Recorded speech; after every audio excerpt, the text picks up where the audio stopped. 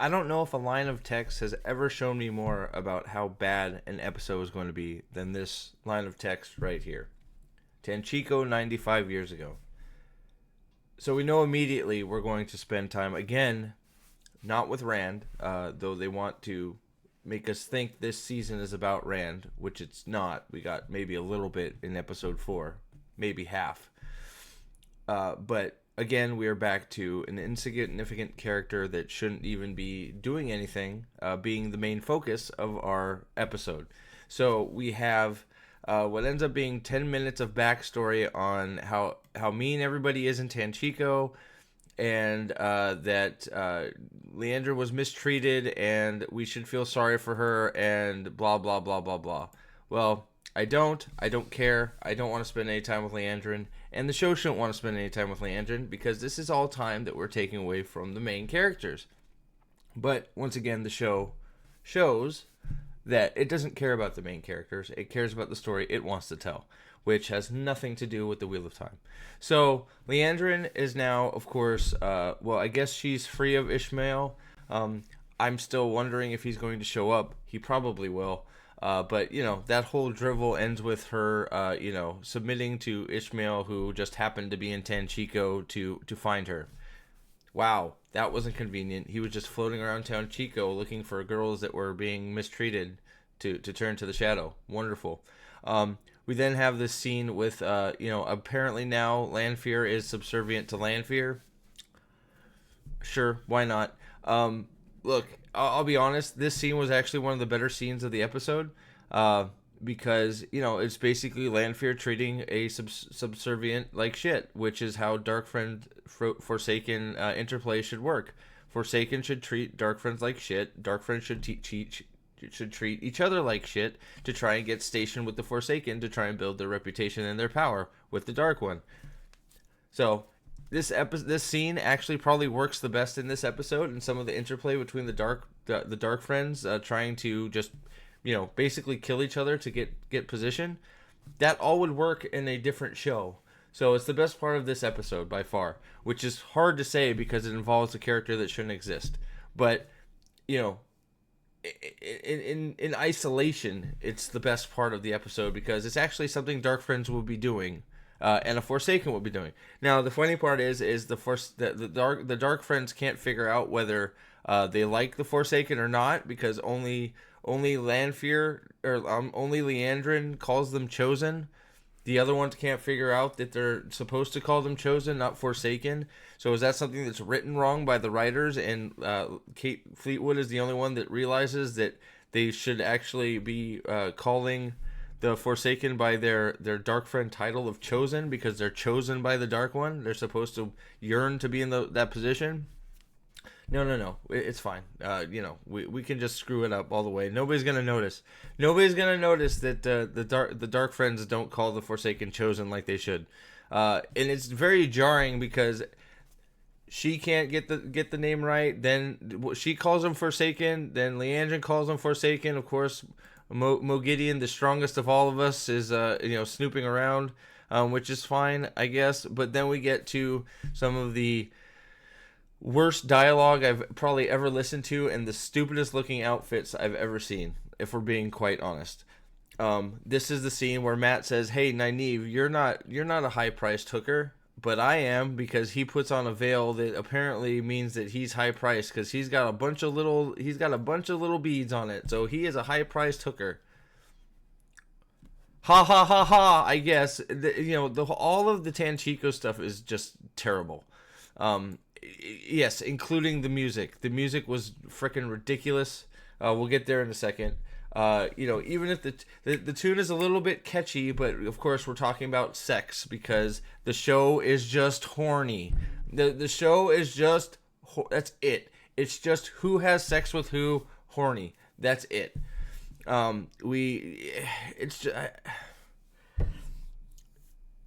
Moraine is 100% a Dark Friend now. I've spelled it out a few times, and I'll spell it out again.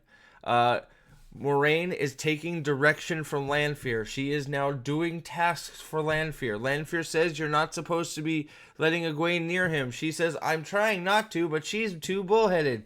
That is Lanfear giving a direction to a dark friend and the dark friend failing, and then Lanfear says some bullshit that doesn't make any sense. Like, oh, I think you're failing to try and make me think you're useful, so you can keep failing. What the fuck does that mean? So, Moraine is now 100% a dark friend. She's working for Lanfear. Thank you, show. Well, way to go. We're then introduced to little Aiel girl, so we can get rid of her later, so we can fridge her, where we feel absolutely nothing. At least I didn't, because we know that this character was just shoved in here so we could kill her later. Yes, spoilers, they kill her later because, well, it's a kid, and we're just going to try and prey on sensitivity. You know, hey, it's sad when a kid dies, so let's have a kid die. Let's just you know, be jerks and try and make people you know, get people emotionally invested by cheap tricks like killing kids. They don't even do that right. They don't even go the whole way. It's another half measure. You know, even when the show gets close to doing something right, they can't help but fuck it up. That's what the show does. It just fucks up things left and right. So, you know, we get this scene where we get to learn about Aiel gardening, which, who cares? It's all a scene just to get Rand to have an interplay with this character so we can get rid of it later.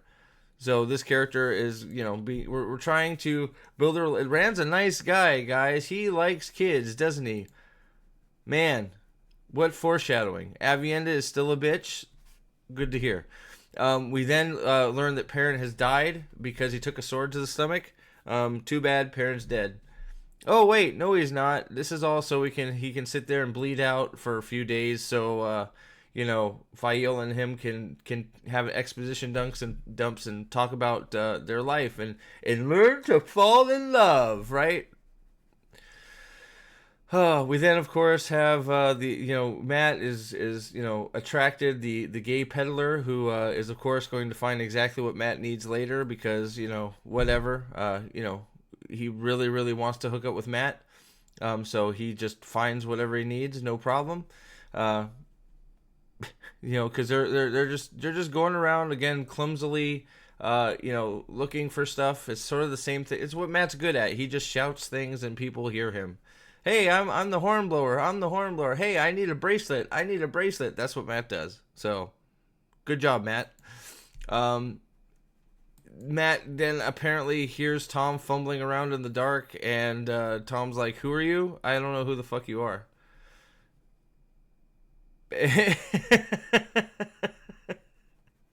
Tom's like, "Who are you? I don't even know who the hell are you? I don't even know you. What the fuck? Leave me alone." Then Matt tries to bribe him, and then he tells him about the Horn of Valyr, like Tom cares about stories or anything, and yeah, then they're best friends again. So, well, they never were best friends before, but now they're best friends. Of course, Tom is wearing some grungy bullshit. It's just leading towards Tom is going to probably die in episode 8, and Matt's going to take his scarf and his hat because, you know, because Matt wears a hat and a scarf. That's all. Nynaeve is getting drunk. Min is getting drunk with her. That's it.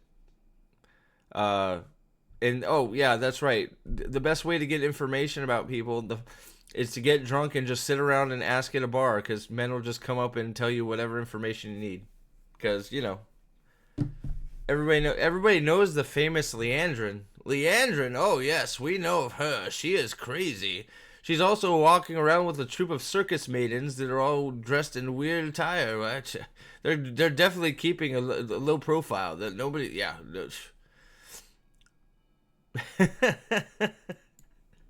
Low profile, yes. Leandrin in her bright red skirts. You know, she's now ferreting out the betrayer and the Black Aja. So she's you know, she's gonna kill her because Lanfear said that she's a baddie. So, ooh, Lanfear has overpowered her. And then we get this weird scene where Mogideon eats food or some shit, and it's just like, why are you such a retard? Why is Mogideon so weird? Like, it's not fun, it's not cool, it's not anything. Why are we focusing on Mogideon so much? Who cares? Oh, hey, guess what? We're back on Mars. Lanfear has once again one-upped Elaine, or Egwene, I'm sorry, in dreaming, because, as it should be, thankfully, I guess. Of course, the wise women are idiots, and they don't just wake her up, because, why would they wake her up? To save her from being, taken by a Forsaken. They just go, oh, we couldn't get back in. She wouldn't let us. It's like, hello, wake her up. Just drop the frickin' golf tee and make the ding. She'll wake up if you can't shake her awake. These are your own rules, you idiots. Rules don't matter. Of course, Moraine is fiddling with her balls. This is where I have to admit I was wrong, because I thought them just trying to do some work to try and insert Saidin and Saidar into the show would help it. But here's where the show tries to say that there is a Saidin and Saidar for the first time. Yes, for the first time. They haven't done it any other time. Anybody that's saying that they've been alluding to it, no, they haven't. Listen to the words that are coming out of their mouths. They're not saying there's two different powers. They never have. Okay? It's all about feelings. Like, they never describe Saidin as being a different force than Saidar. They still haven't. Even when they try to sort of do it here, they don't let Moraine finish her sentence and say it's the male half. They don't let her finish. And then Rand says, "You're stupid, Moraine. Just grab hold of it. It's the same thing." So now Rand is teaching the Aes Sedai, who has been in the tower for years and years and years training on this shit. Now Rand is telling Moraine what to do, and Moraine's like, oh, well, maybe he's right. This is ridiculous. Take some time. If you're going to do this, at least, like, you've effectively done nothing. Because we said Saidin, so now there's a male half. No, because effectively you've had the man who's supposed to be channeling Saidin say, no, it's the same thing. You can do the same thing as I can. Just you have to grab hold of it. That's what you just suck. It's crazy. She is shocked, of course. She is shocked and appalled.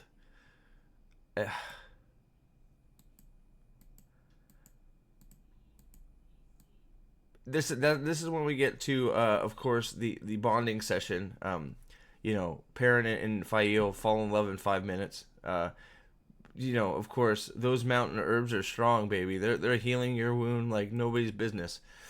Thank God. I wonder what's gonna happen to maybe get Perrin back on his feet. Apparently, Perrin just finally admits that he's an axe murderer. This is where Fael goes like, wow, you're an axe murderer. That's great. I love axe murderers. She's like, man, that's awesome. Axe murderers turn me on because I'm a dark friend, like my mother. She probably is, by the way. I have I could be wrong, but I have this inkling, this sneaking suspicion that Fael was telling a story about her, and she probably killed her whole family because she's a dark friend. Fingers crossed. I hope. We'll see. We then see that Dane is still sad. He's big sad that he killed Matt's mom. Padenfane shows up with Mandarb. Padenfane shows up with a bunch of dirty white cloaks. Of course, they're retarded and go, what happened to you? And Padenfane's like, duh, we had to fight Trollocs. Durr. That's it.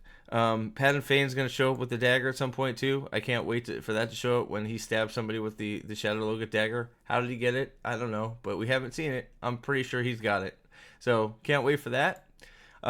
This is now we are building up to the scene of the whole episode when we get the stupid song dialogue. Of course, Elaine is being low profile, showing her face to everybody because nobody would recognize the most known figure in all the land, probably maybe the second most. Because Morghese and then the daughter Era will be pretty famous. But she's just showing herself off, and then Tom's of course got to bail her out, and then we do the of course the song Hills of Tanchico, which they decided to throw in because they were drunk after filming something on season 2, and they heard that she could sing. So like, hey, we have to have a musical episode, and we have to have her sing a song about tits. Because by the way, let me throw it out there for all of you guys. Yes, I am a hater. Yes, I am a virgin. My 3 kids, they sprouted out of thin air. I've never had sex before. So yes, I am a virgin. So you guys can go ahead and throw all those insults at me, because apparently you think that's the I guess because we don't think that this song was great because it's a bunch of weird looking women playing with their tatas, that we're gay and we're virgins and that we're haters. Well, I guess I fit the mold for all 3 of those. So let's have fun in the middle of a cesspool with dark friends. We're all drunk. We all forget about what we're doing, and we all sing a big song about titties. Great. We're then back to Min and Nynaeve, who are a big drunk, and she's of course just I'm big drunk. Man, don't you guys like me now? I got drunk. This guy's wearing a net over his face. Why? I don't fucking know. And then we, of course, they get hand delivered important information just from sitting at a table being drunk. Wow, how convenient. Leandrin then outsmarts the idiot crew. Well done, I guess. Great. Then we get back to she's dead now. Whoop-de-doo. Don't care. We then have this bullshit scene that we know is gonna amount to nothing. Maxim, of course, the show of course forgets that Maxim got stabbed right through the gut. So maybe we should call Maxim Arondir, because Maxim took a sword right through the stomach. Okay. And with the shape that the show is telling us that Alana is in, there's no fucking way she healed him. There's no way he survived. His guts are on the floor out in the back of the 2 rivers. So, but no, the show forgets that he's dead, because that's what the show does. We then, of course, hey, there you are, scowling again. Good job. Nobody wants to see you. You're the worst character in the show. You have no place. You suck. Everybody wants you dead. Hopefully you die at the end of the season. If not, it doesn't matter because the show's going to get canceled.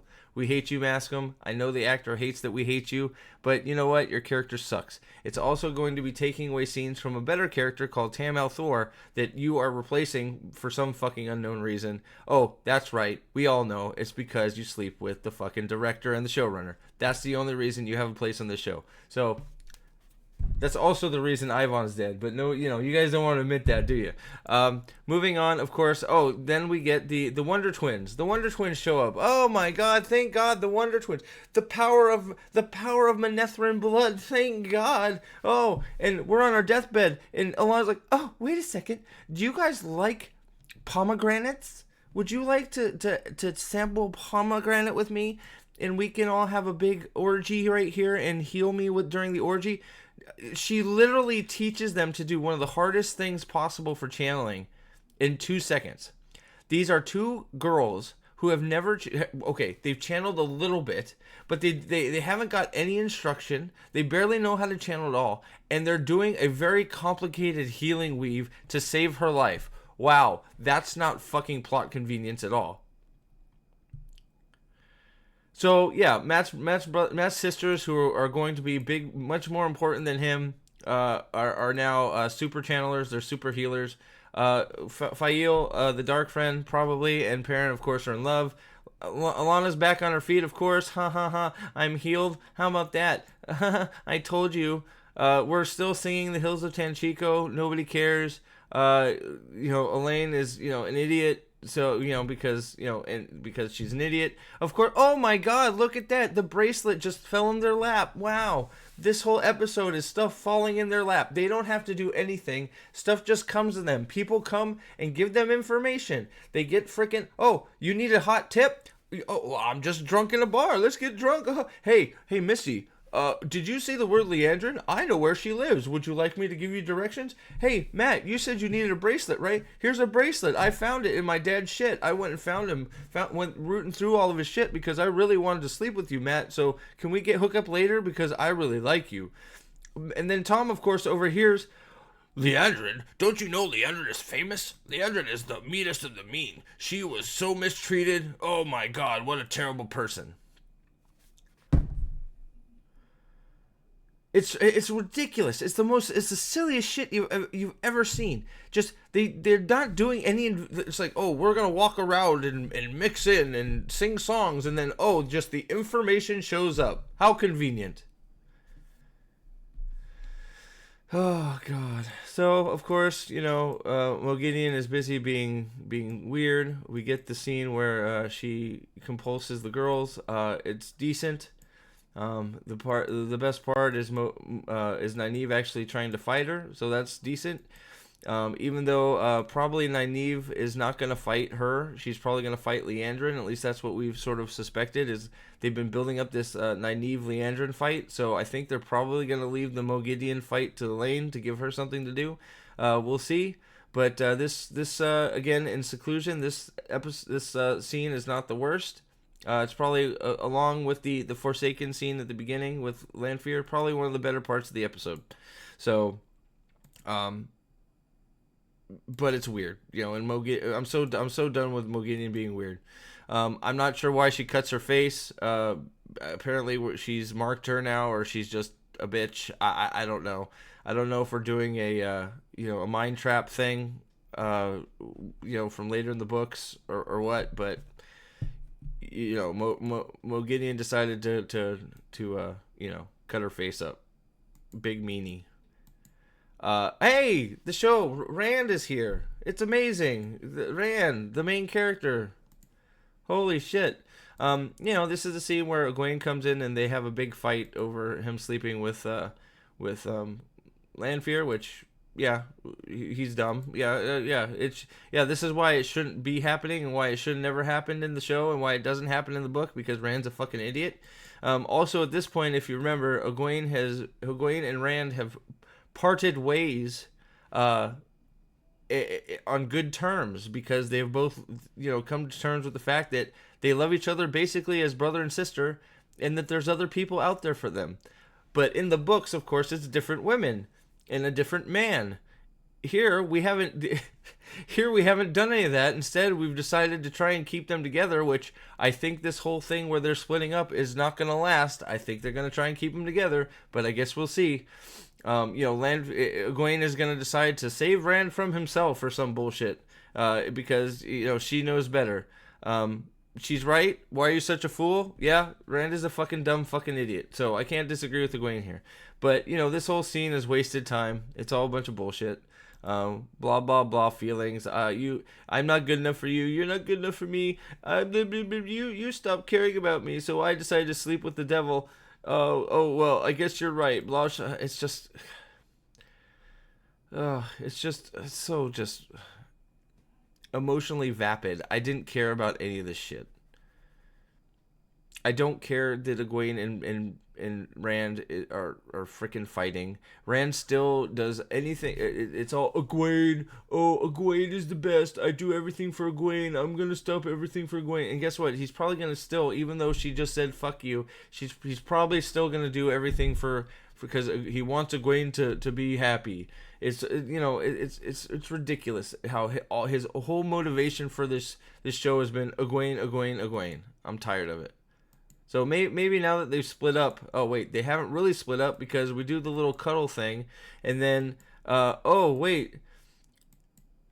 Oh man, did you know that Lanfear was a bitch to me? And then of course Rand goes where they're about to get into it about that shit, and then of course we have the ninja Shido come flying out of a gateway, which not how I picture a gateway, but whatever. And they, of course, do what to Rand? Well, Rand ends up on the ground, which is his natural state of being.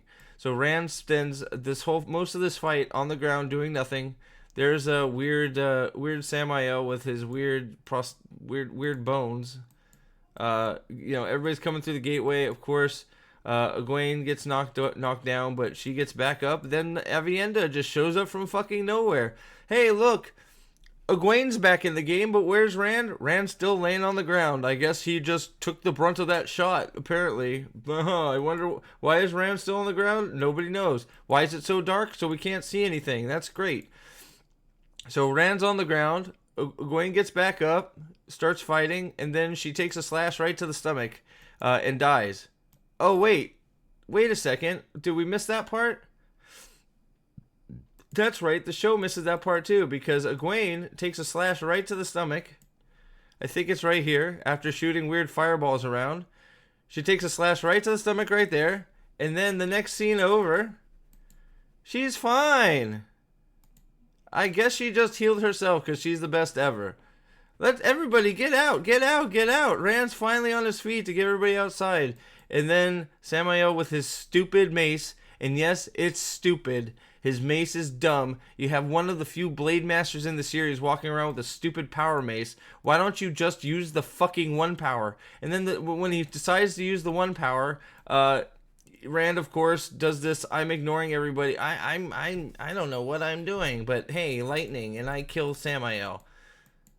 Oh, but did he kill Samael? No, probably not. Samael is going to be Asmodean. We're gonna get Samodian.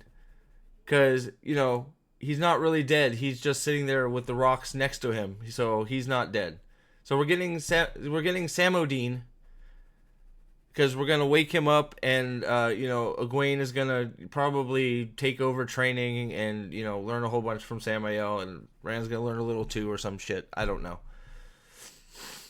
We then, of course, have the dead girl. She's dead. So we then do the scene from The Dragon Reborn with the two girls just saying, Rand, you suck. You suck, Rand. You suck, Rand. And then Rand tries to, of course, do the rebirth thing. He tries to heal death. And Egwene's like, silly Rand, only I can heal death. Why are you trying to do that? I'm the only one that can do that. And then instead of doing the full Dragon Reborn scene and having him move the girl around like a puppet, no, he just fails. He just fails. He can't do it. Only Egwene can cure death. And that's it.